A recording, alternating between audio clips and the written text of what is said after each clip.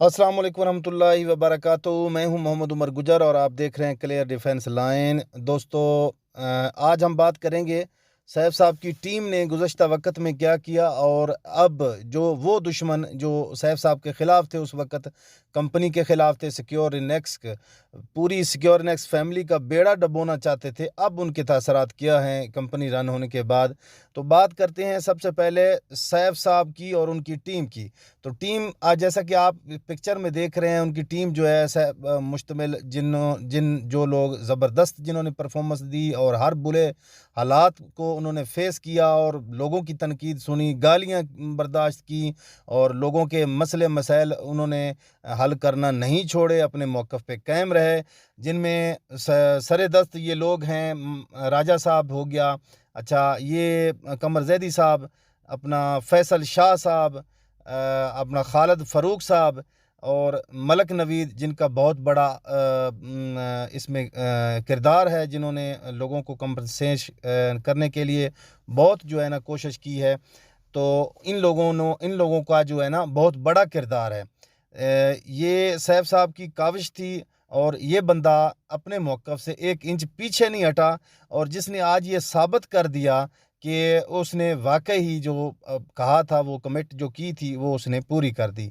तो आज मैं इन बंदों का जो ये 5 लाख लोगों के अकाउंट्स बहाल हो गए हैं और वो प्रॉफिट इंशाल्लाह लेंगे जैसा कि मैनेजमेंट ने बताया अगले महीने। तो मैं चाहता हूं कि ये लोग जो हैं, जो ये 5 लाख बंदे हैं जिनके अकाउंट एक्टिव हैं, ओपन हो गए हैं, इनको चाहिए कि इन लोगों के लिए खसूसन दुआ करें और इन लोगों के काविशों को, मेहनतों को सराहें, ताकि ये लोग हमें आगे भी इंशाल्लाह कंपनसेट करते रहेंगे। आगे बात करते हैं जो जो हमारे यानी उस साइड पे, दूसरी साइड पे, अपोजिट साइड पे दुश्मन थे, यानी सिक्योरनेक्स के, और पूरी हमारी जो सिक्योरनेक्स कंपनी है उसके ख़िलाफ़ लोग थे जिनके ज़ाती मफादात थे, और उन्होंने ज़ाती मफादात को तरजीह दी और मुश्तरका नहीं हुए, इनके साथ कंधे से कंधा नहीं मिलाया। वो लोग अब क्या सोच रहे हैं।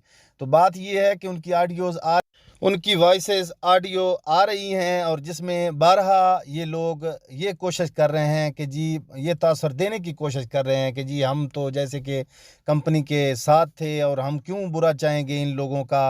मैं उन मौसूफ़ का नाम लेना मुनासिब यहाँ पे समझता नहीं हूँ, चूँकि नाम लेने से मैं ये समझता हूँ कि उनकी इज़्ज़त में और इजाफ़ा होगा, और अल्लाह ताला ने उनको जो नीचा दिखाया है, इससे बुरा सबक उन लोगों के लिए और कुछ नहीं हो सकता।